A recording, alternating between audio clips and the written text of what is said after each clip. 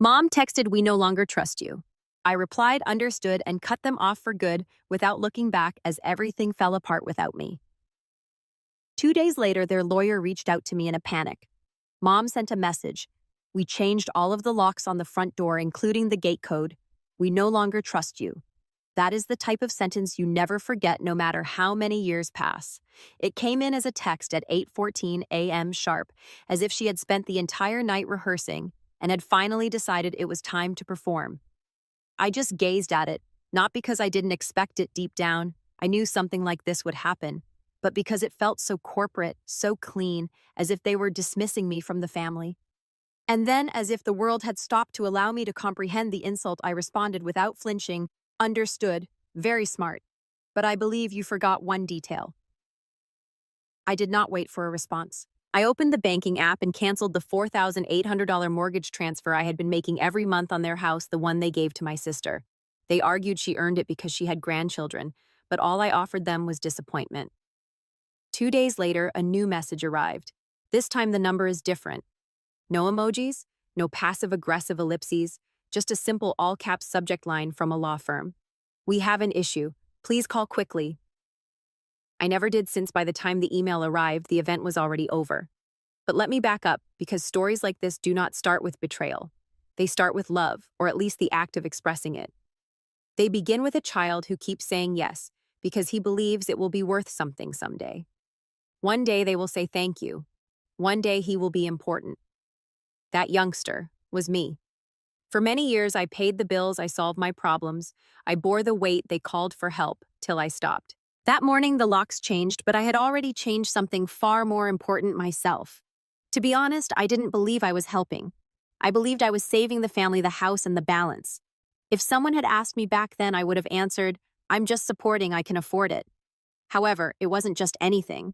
I'd been paying their mortgage for nearly 4 years at $1,800 every month, like clockwork, and automatic debit from my account, as if I were paying a Holy Family tax. Add in the utilities, property insurance, internet fees, and emergency roof repair after a storm ripped off half the shingles, all of it. My name, credit, and money. They never even thanked me. My sister Marissa, of course, was always dealing with a new dilemma. Her credit card was maxed out. I paid it down. Her car needed brakes. I covered it. Daycare was prohibitively pricey. I sent cash just till she figured it out. 3 years later, she was still finding things out, and yet I never said no, not once, because I assumed this was what family members did, until I learned it was exactly what they expected. The first crack showed on Sunday afternoon. I was scrolling through Facebook while waiting for my groceries when I came across the photo. Marissa, my parents, and the kids are all standing in front of the house I was paying for, holding a sign that read, "Home Sweet Home. Marissa's present."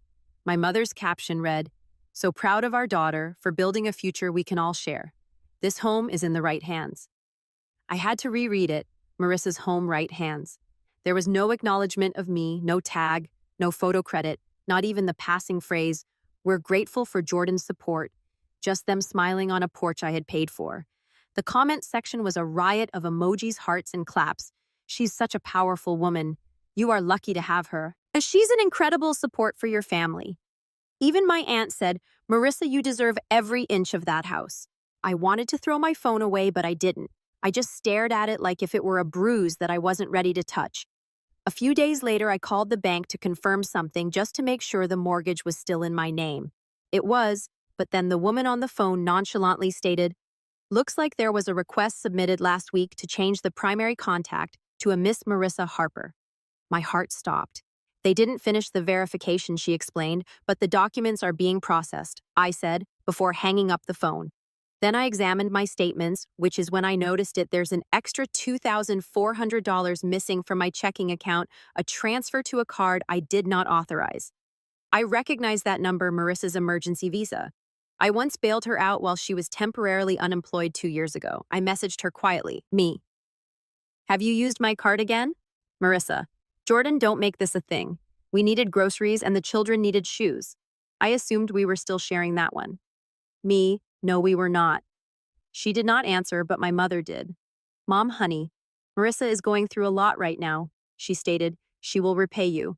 Let's avoid starting a conflict over a few dollars." A few dollars. When it comes to me, $2,400 is a small amount. But when Marissa misses a phone payment, it becomes a disaster. Then came the group chat. They had renamed it Family Circle, despite the fact that I had never modified it. Someone has uploaded a meme, a man giving over his wallet with the phrase, Big Brother energy, pay now, ask never. My cousin said, tag Jordan then. Yo, can we get you to cover my student loans too? Even my father chimed in, only if you rename your child after him. Got to keep the donor happy. I stared at the screen. Nobody was defending me. There's not even a joke to balance things out. I exited the chat. They added me back. I left again and blocked them all. But none of that compared to what happened on Friday. I was mowing the backyard, which I'd been maintaining for 3 seasons because, as my father once said, it's not worth hiring anyone when you're around anyway. The mower sputtered, and I took a water break. The kitchen window was open. That's when I heard my mother and Marissa. Their voices were clear, piercing, and natural, as if this wasn't the first time. Marissa was chuckling. Did you see his face when I told Aunt Karen the house was mine? He didn't even blink, like a puppy just happy to sniff the plate. Mom was giggling. It's almost done. Once the paperwork's through, he won't be able to say a thing. He's the one who insisted on keeping it in his name. That's on him. Then Marissa again. Honestly, it's better this way. He's always been distant like a guest with a wallet. And then came the words that sealed the deal. Mama, he's not family anymore. He's just a sponsor. I did not move. I stood there with the bottle in my hand, allowing the water to drip down my fingers like blood. I felt at the end of whatever illusion I'd been holding on to. Not relatives, but a sponsor. They didn't realize I was listening. They did not see me move away. But that moment, that statement shattered something that had been crumbling for years, and I swear to God, something new started to grow in its stead. Just resolve, no rage or anguish. They did not expect me to show up. The invitation arrived in a rigid white envelope with gold trim and embossed inscriptions. Please join us in celebrating Diane Harper's 60th birthday. No signature, simply from your family. There are 60 guests, large venue complete, catering a slideshow I heard of a legacy event. I did not RSVP, I did not call. I merely circled the date in red and prepared. 3 days before the celebration, I printed a document, $311,115.84 total. Financial contributions include mortgage, utilities, repairs, and insurance. Each line item includes the date, purpose, and a copy of the bank transaction. I saved it on a USB drive along with the audio from the open window. He is no longer family, he's only a sponsor. Screenshots of group discussions calling me a wallet, photographs of receipts, the email in which my sister submitted paperwork to have the house transferred totally to her name. If she owned the house, she was also responsible for the loan. I messaged my grandfather that morning. He didn't respond. I did not need him to. The venue was just what I expected. White linen tables, big 6-deep balloons, a projector showing baby pictures and beach trips, waiters in black ties, cousins in cocktail dresses, and my mother in an emerald green gown standing in front of a placard that read, "A house is not a home without family." I almost laughed aloud. I arrived 15 minutes late on purpose. When I walked in, people's heads turned. Some smiled while others stiffened. Marissa caught my sight, blinked twice, attempted a grin, and returned to the crowd. I did not waver anything, just took a seat at the back. They did not squander time. Marissa gave the opening address. We talked about sacrifice, love, true family. Someone mentioned how this year had brought us closer together.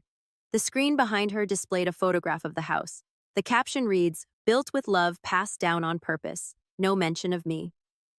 Then came the toast. My mother took the microphone, dabbed her eyes, and looked around the audience like a queen giving her final blessing. I'm proud of my daughter, Marissa. She's shown what legacy truly means, and I'm grateful that this home, our home, will stay in the right hands. Applause, smiles until I stood up and gently approached the microphone. I wasn't going to say anything tonight, I said softly, but since we're talking about legacy, let's do the math. The projector flickers briefly before beginning to play audio. Mom's voice, "He is no longer family, he is just a sponsor." Marissa says, like a puppy sniffing the plate. Gasps. Several people sat forward. A woman dropped her wine glass. I clicked again. The screen has changed.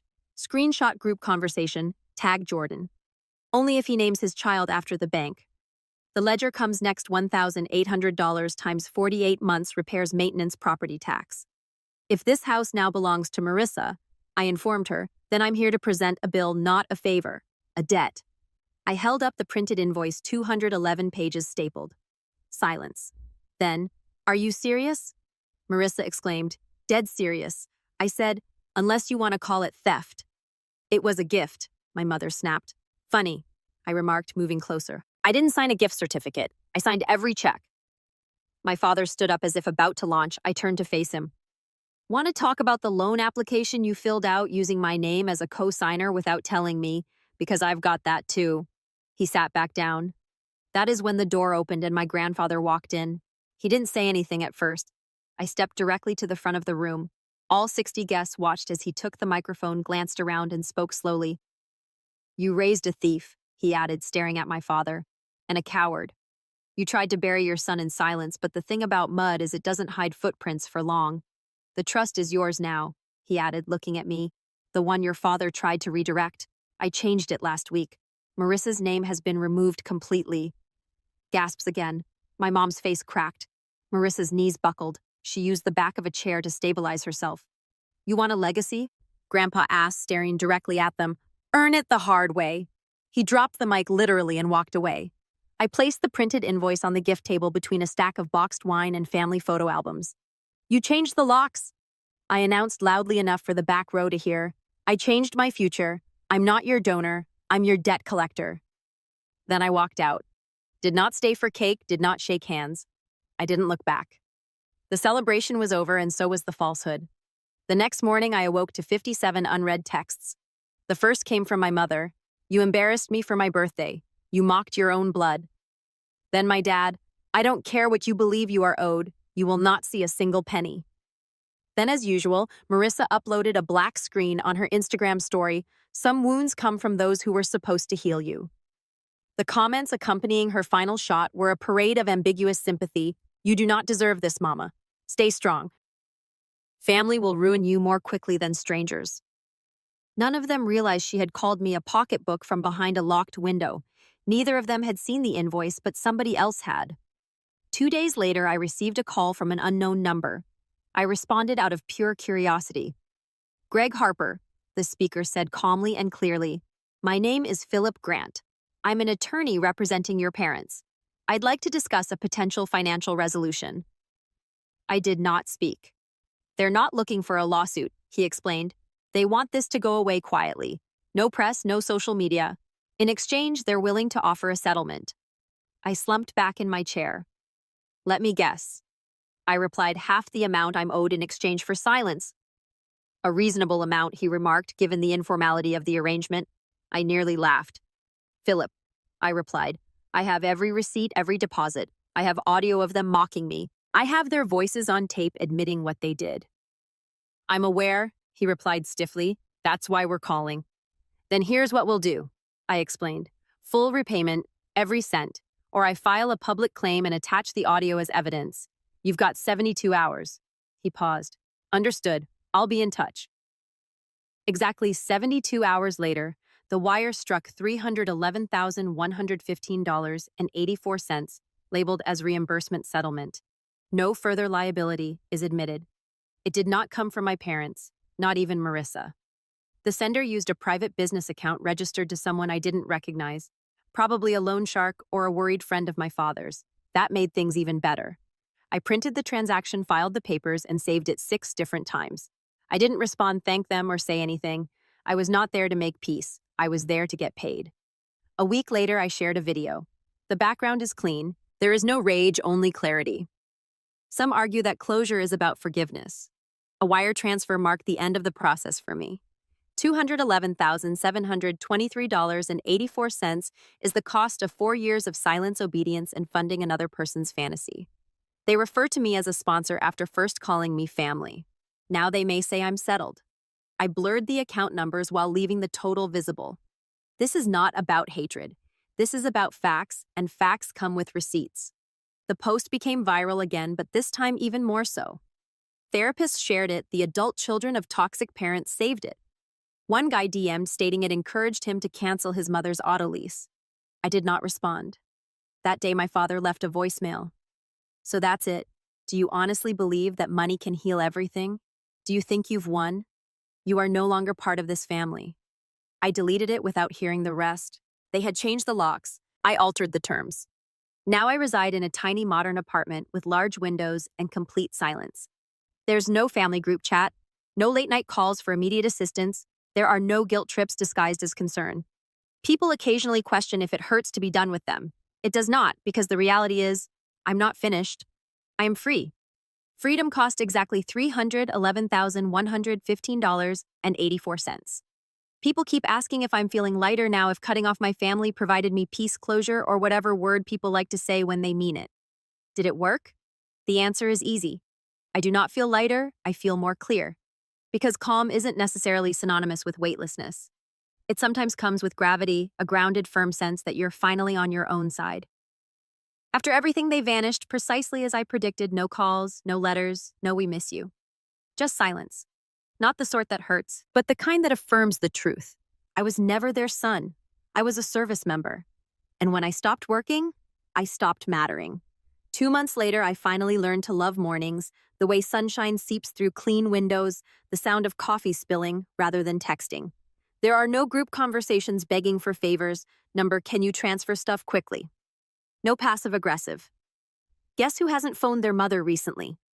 My phone is quiet, my hands are steady, and I've stopped waiting for people to inquire how I'm doing unless they actually care about the response. People who only know a part of the story continue to ask, "But they're your family." I nod yes, just as a cage remains a home if you've never known anything else. But I stepped outside, and the air out here doesn't demand proof of my usefulness. I don't tell the entire tale anymore until someone has earned it. There's no excitement in retelling trauma, only exhaustion. So today, when people wonder why I'm not close to my family, I just explain that I stopped mistaking access for affection. That typically shuts them up. I used to check my previous accounts to see if anyone had reached out. They did not once. No apologies or explanations, not even a guilt trip passed off as care. There was nothing but silence, as if I had never existed, like $211,723.84 of my existence was an administrative error that they corrected by eliminating me. Fine, allow them to pretend. They excel at pretending. What is the worst part? They undoubtedly believe I still care, that I'm out here stewing in rage, waiting for an apology, secretly hoping they'll change. I am not. I have seen them for what they are, and when the mask slips that far, you don't wait for it to come back on. You walk away. You do not check your rearview mirror. Forgiveness number one. That's a word people use as a blanket when they're feeling guilty and want your comfort without having earned it. Forgiveness necessitates acknowledgement, accountability, and regret. They provided none of that, so I'm not returning anything. My therapist once asked me, "What would you say to them now if they were in front of you?" I thought about it. I sat in that chair breathing gently, trying to visualize their faces, those familiar masks formed over years of denial and deception. I said nothing. I wouldn't say anything because it would imply that they still have access. But they don't. There is no key anymore. There is no emergency contact. There are no bank accounts with shared permissions. No numbers were saved just in case. I removed all traces of them from my life, not out of spite, but because of necessity. That is pretty much how survival works. It does not come with fireworks. It simply comes with locked doors and a clean slate. Sometimes I imagine them telling people I cut them off because of money. I was always distant, that I had lost it. Sure, let them. Allow them to keep their softened and flattering versions in which they are victims of the ungrateful child who dared to say no. They need fiction. I have the facts. Facts don't beg, they don't whine, they don't tremble under inspection. Facts sit stationary. They wait, they endure just as I did. Now I live not in a fairy tale, not in retribution, just life real boring mine. I work, I rest, I laugh when it's funny, I eat when I'm hungry, not when I'm asked to attend a family meal where I'll pay the tab and be forgotten. I remember my mother telling me years ago that if you ever left, we'd fall apart. And she was correct. They did, but I did not. I am not broken. I am not bitter. I am not waiting. I'm just finished. Not as a warning, not as a statement, as a fact. Like a locked phone, like a clean inbox, like a phone number that rings once and goes nowhere. No forwarding, there is no comeback. It's just me whole and free.